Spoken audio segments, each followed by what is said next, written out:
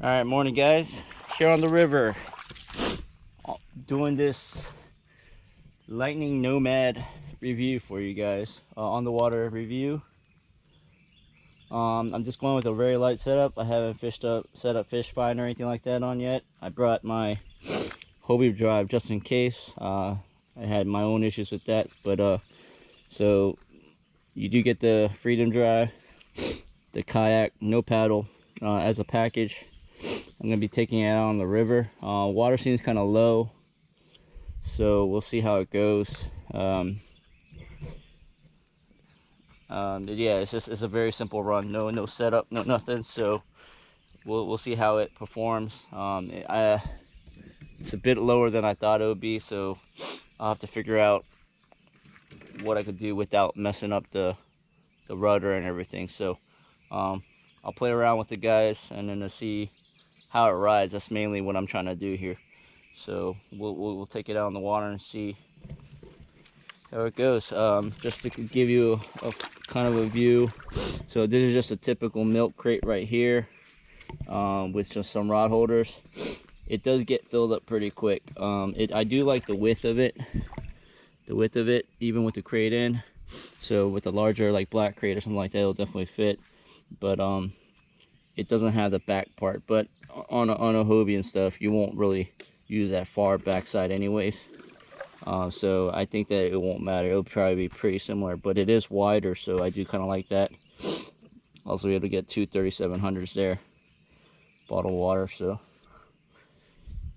get my rods in the water, or rods in my kayak, and we'll launch and see how this goes. So first 1 minute impression, guys, is a little bit of downstream current. We're going upstream.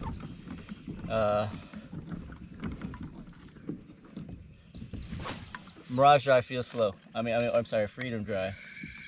It feels slow, but you can see I'm pumping. The acceleration isn't there, and it could just be a matter of it just being the standard drive. But it definitely felt slow then. It feels slow now. There's no acceleration. It's not bad for the leisurely paddle or pedal. But yeah, I think that when you hit current or conditions where you need to accelerate and really get going, that push isn't there. But I think for the purpose of this video and some of the freshwater stuff I am trying to get into, it's not bad. It's not bad. Definitely the rudder is very responsive. I mean, I'm going slow and it's already turning. Whereas I feel like even in the Hobie, sometimes it takes a little bit more pedaling to get the rudder activated and really turning. So the rudder definitely feels responsive. You guys already can see me turning left now, and it's already turning. So definitely feels more responsive. And I do kind of like the idea that I can quickly pull the rudder up if I need to, and get out of harm's way with just one cord, as opposed to unlocking one side and then yanking on the other. But you already guys see me turning just because I dropped my rudder or raised my rudder. So,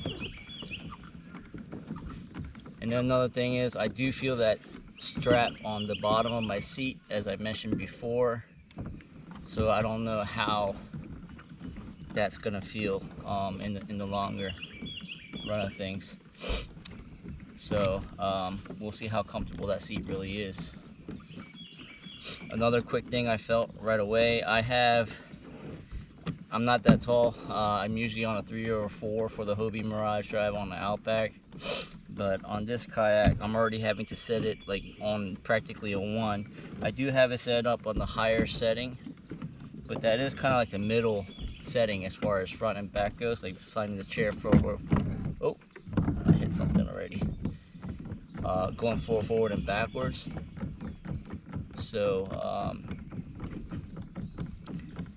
it's definitely the drive is definitely further up. So that's another thing I felt real quick.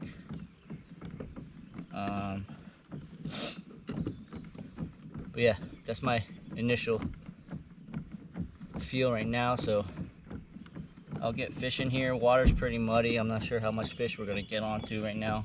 It's really hot. We're just gonna try to find some moving water and try to get on some fish for you guys during this review. So stay tuned.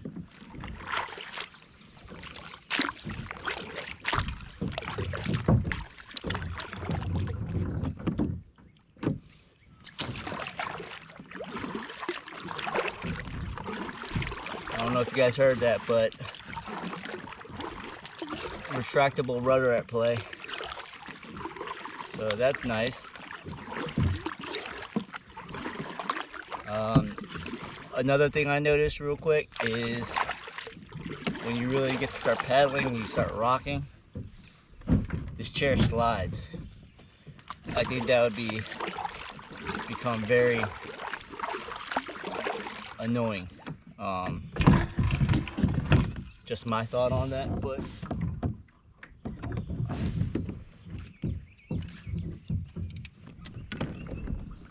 so the good news is the rudder does stick down a little further, and I did have my pedal drive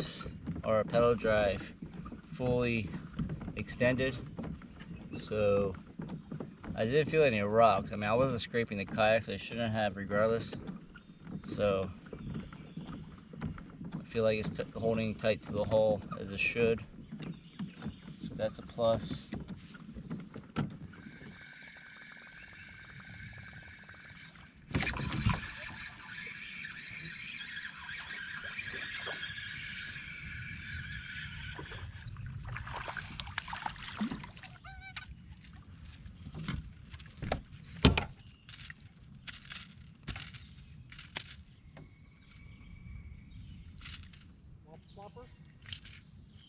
Chapo. Huh? Chapo.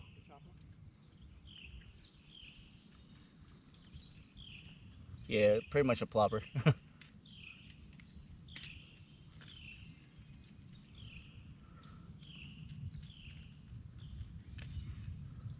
Little mini bronzeback.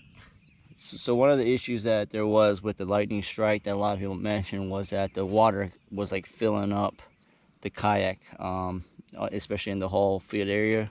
But as you could tell right here, it's staying pretty dry actually. The water's staying nice in the drive well. But given that I don't have batteries, I don't have a cooler bag, I don't have a live well or whatever else you might have on any, I guess, saltwater scenario. But it is, even as I'm driving, I'm not, or pedaling, I'm not collecting the water in the hull too much. So that's actually, I guess, a plus from the lightning strike. So that's one thing that I did notice real quick here. So that's nice. And the deck padding is actually, this deck padding is actually keeping things a lot more quiet. When I dropped my rod, when I stepped up or whatever on the Hobie, you could hear you could hear me hitting the plastic pretty easily. So that's something that I noticed real quick as well. So that's not bad. It's actually pretty nice. So and then the little storage here, it actually fit my Android Plus, the Ultra, the larger cell phone, my camera battery case, which is probably like 5x3 by 2, which is a fairly big case. It fits my car keys, wallet, and plenty of extra space. So it definitely fits a lot in there, a lot more than I thought. So that's actually a good plus too.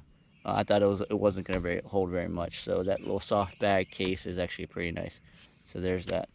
Another thing I noticed, the front here, maybe the rod holders here,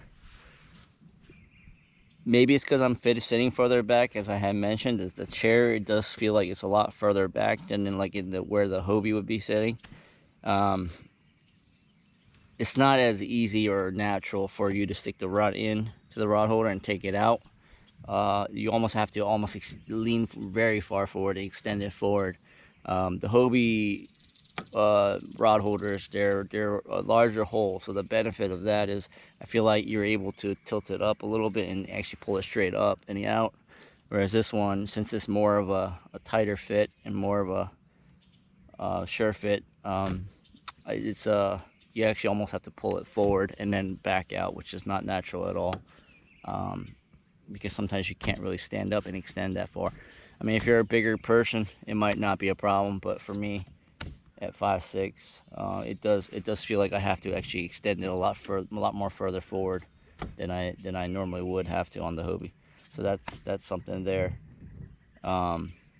Maybe if they even had the front more like the Hobie rod holders where it's welded in, and then the back as the ones, because like I said, I do like the rod holders that they have, because you could have the gimbal mounts on the bottom, but I don't know if that's fully necessary for the ones in the front. So maybe, just a thought.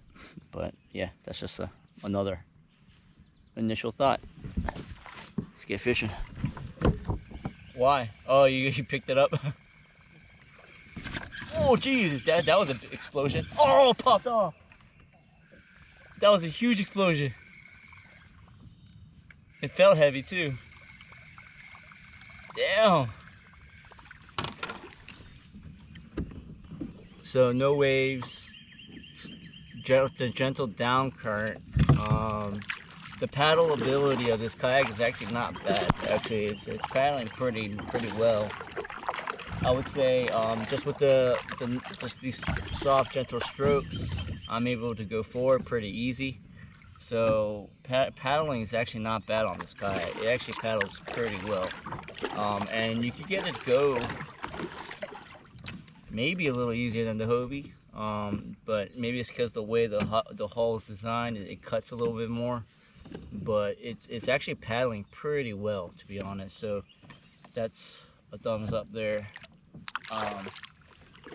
But like I said, when you do start paddling a little bit harder, you do slide in the seat, so you might have to sit down maybe even create little cork end grips here on this kayak seat, so that you don't slide, but maybe a slide stopper or something. But it's actually not bad. Paddling's pretty good on it. So I'm liking it. I'm liking the paddling. But of course you don't get a paddle, so so you have to buy one. So if that is the case, I guess, like I said, the benefit, I said it in the review before, the benefit of not getting a paddle with your kayak, although I feel like the Hobie does give you a pretty nice paddle. It's actually pretty lightweight. I forget what the build of it is, but it's pretty lightweight, pretty sturdy. I beat it up really bad, but it's really sturdy. But yeah, you are able to buy whatever paddle you want, how cheap you want to have it, or how nice you want to have it. I started on a paddle kayak, so I know the benefits of a light and nice paddle, a sturdy paddle. Of course, there is the differences in blades, rod shape, color, you know, whatever features, but really, and the adjustability on the angle. Oh, that was a big fish. Hold up, guys. Hold up, guys. Hey, Sarouge, get up here. Get up here.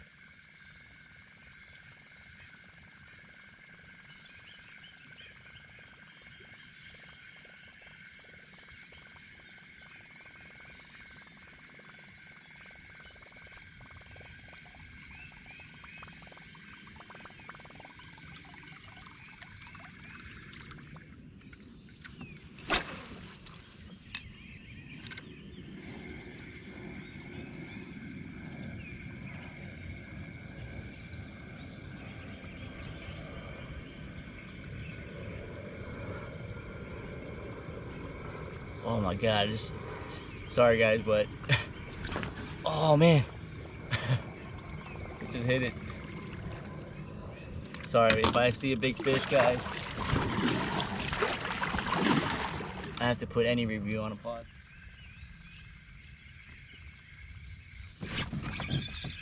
Ah, small one. Ah, still a good fight though. Can't complain.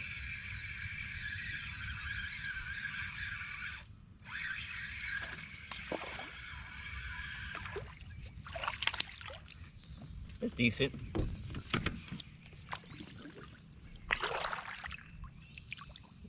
So yeah, paddle. It makes a difference. So if what is it? It's the paddle shape and sizes and weights vary. I would say just do your research.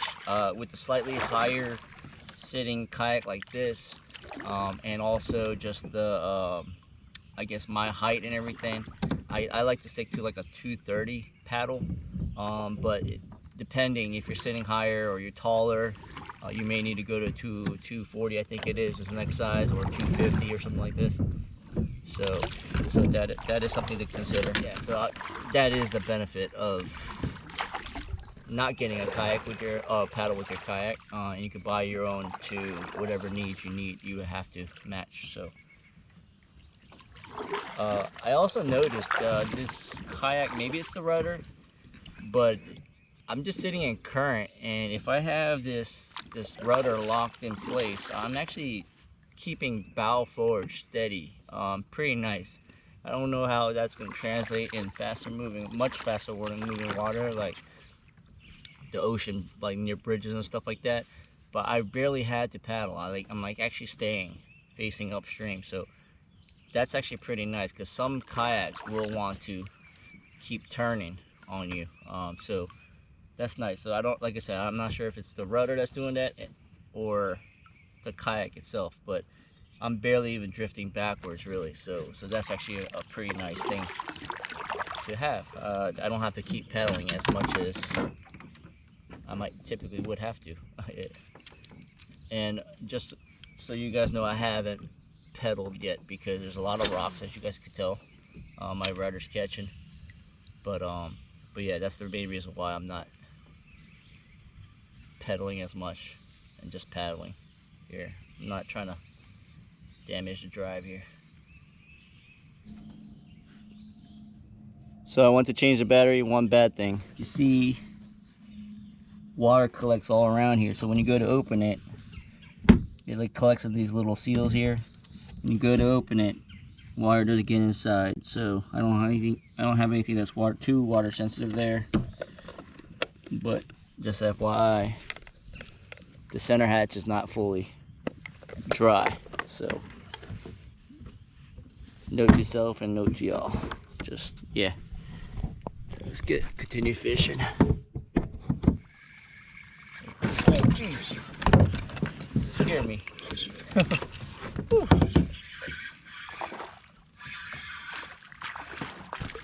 Oh, that's better size.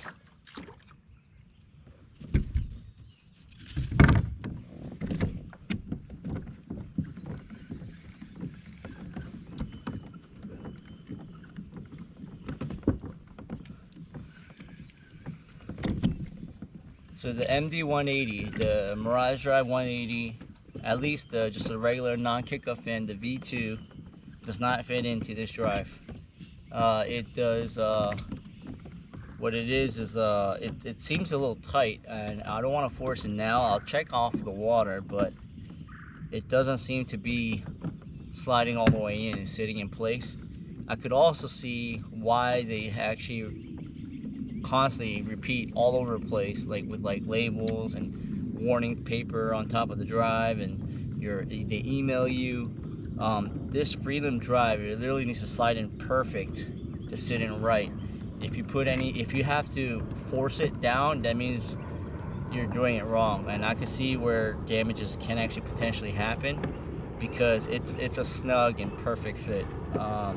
So if you do buy this kayak, you gotta be careful when you're putting this Freedom drive in, because I could see things going bad real quick on these drives, or maybe even the kayak. I don't know, but that's just keep in mind. Maybe I don't have a kick-up fin to try on this kayak. I could actually probably borrow one from somebody, but as of right now, the MD180 does not fit on the on the Lightning Kayak Nomad. I do know that this drive will fit on the Hobie, but it does wiggle. It's not a perfect fit, and it wiggles in place a little bit. So that's something to think about too, because I do feel like it's probably not a good thing to use it very long or in rough conditions, because the Mirage drive or the Freedom drive does wiggle in the Mirage drive well. So just keep that in mind.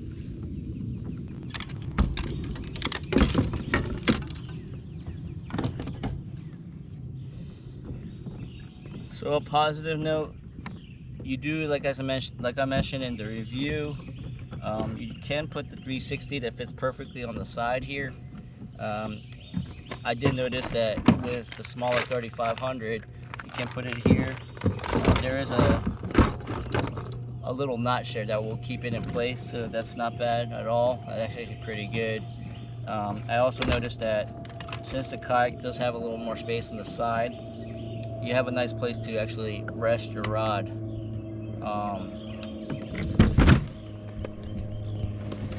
You have a place to rest your rod seat here, and keep it within the frame of the kayak, leading up to the front, especially when you're trying to have a rod next to you as a follow-up bait when you're bass fishing or something. But it does allow you to have a rod here in the inside of the kayak. The Hobie, I would have to set it up on the rail like this, or tie it onto the bungee, putting you more at risk for losing the rod over the side of your boat. But this is pretty nice here. You could just do it this way and just have your second rod right here, resting inside your hole. So lots of space, which is a good thing. So, and update on the kayak seat, it's actually not too uncomfortable. I still feel it there, but it's not hurting my butt or anything like that. It's not putting any weird pressure on it. So that's a definite plus. So.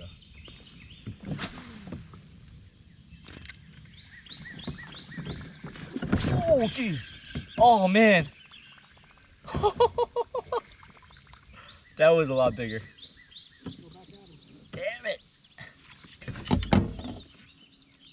Follow bait.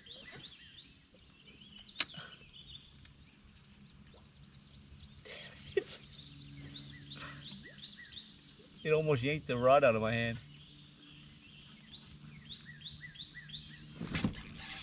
Oh, follow bait.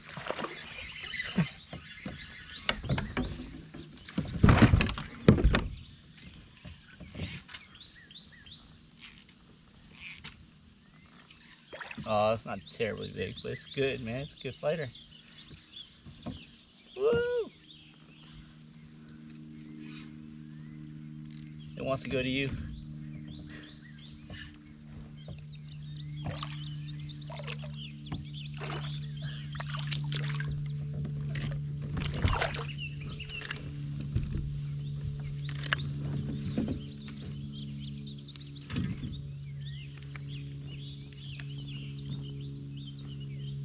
Fat 12, 13 incher.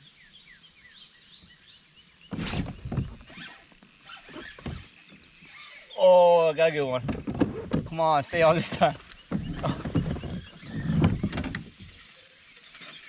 Oh no, you're all right.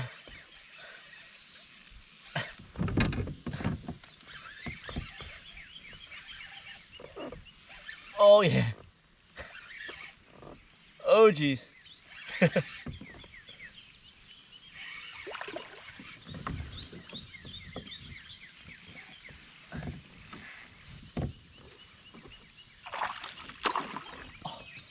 Oh.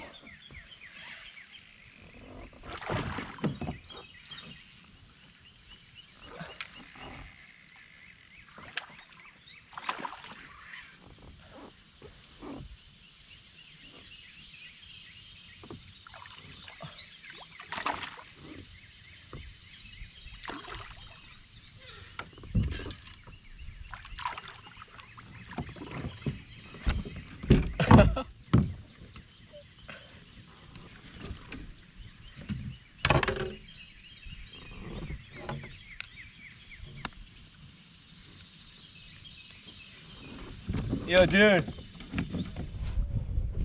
Alright, so I've been fishing. I think it's coming to about noon here now. Been fishing on the Lightning. I think overall, to be honest, for the price point, I mean, I'm gonna say that it actually is pretty nice. I'm gonna say it's a wide platform, has plenty of space. I like how I fish out of it. Now the speed isn't all that great. And I'm gonna say that, you know, obviously the front and center hatch, it doesn't really keep water out really straight. I mean, it keeps it out while it's closed, but when you open it, all the water pours in. Whatever's around the lid, it pours right into the hatch. So that kind of sucks in itself there. And then overall ride of it, it's actually okay. It pedals okay with this drive it comes with. Obviously, like I mentioned, it's slow. I have ordered the parts to upgrade it to a turbo fin. I don't know if that's what they call it, but I think that Lightning does not have the turbo fins for their own brand yet. But there is a way to get Hobie fins on to this drive, so I'll let you know how it rides with that. People say that it's actually a lot better, so hopefully that fixes the slow problem. The overall Kayak, I feel like it tracks really well, it rides really well. I'm really liking the rudder, how it just bumps up when I'm going over rocks. So I'm liking that a lot. There was one thing, when I'm trying to paddle up, I'm in the main river now, there's a little bit more of a stronger current.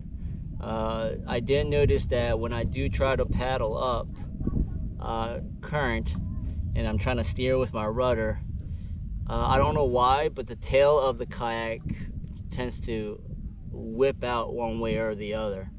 So now that brings up the question, how will it whip, or will it whip if I were to put a motor on the rear of the kayak, and how much more severe would it be?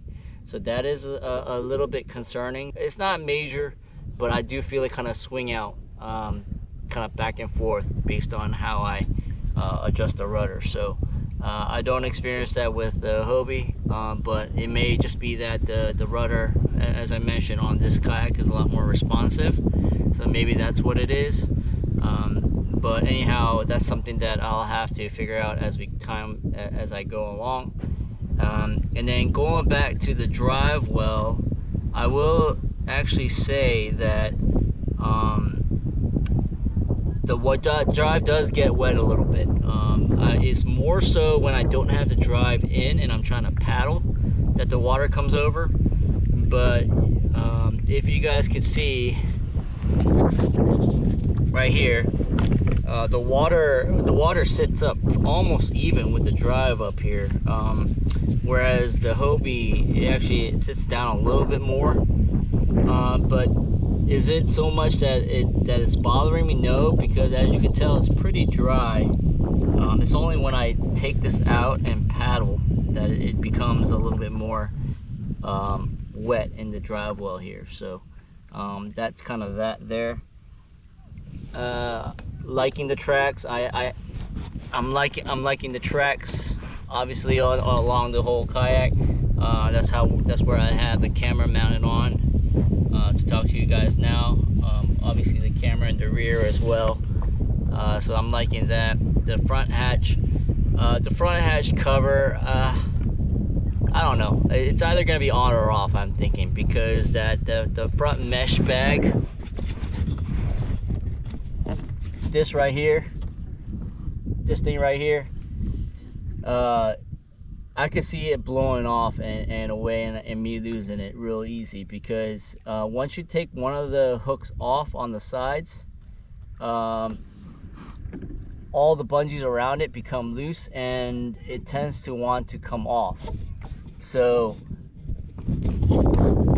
I'm thinking that cover is either gonna go on and stay on, or be taken off at a place that I won't be able to lose it. I mentioned before, I'm really liking the larger, wider storage area in the rear there.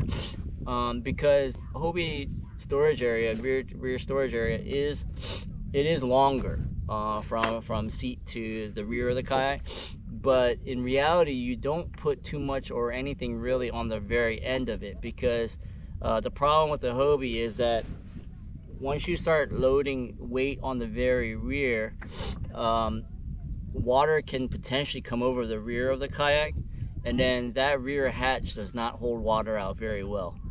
Yes, it will keep water out for splashes and stuff like that, but I've had instances where I made the mistake of loading a live well that was too big in the rear hatch, and the rear was dipping actually just below the water line.